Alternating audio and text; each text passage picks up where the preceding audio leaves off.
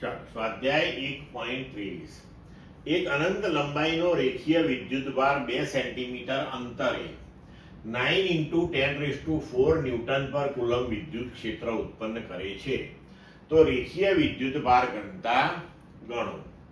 હવે આપણે થિયરીની અંદર ભણી ગયા છીએ કે અનંત રેખીય વિદ્યુતભાર જે છે એ તેનાથી r જેટલા લંબ અંતરે જે વિદ્યુત ક્ષેત્ર ઉત્પન્ન કરે છે તે વિદ્યુત ક્ષેત્ર E બરાબર λ/2πε0r હોય છે.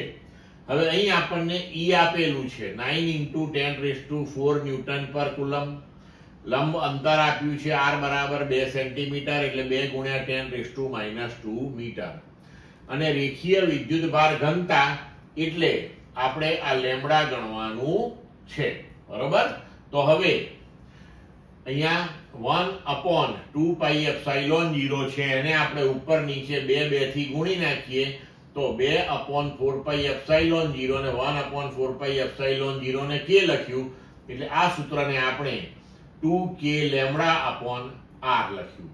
હવે લેમ્બડાને સૂત્રનો કરતા બનાવીએ તો લેમ્બડા બરાબર ER/2k.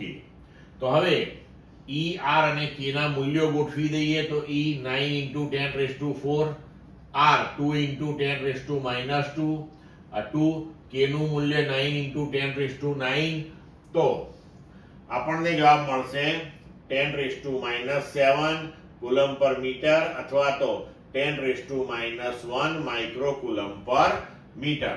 આટલો આપણને વિદ્યુતભારની રેખીય ઘનતા મળશે.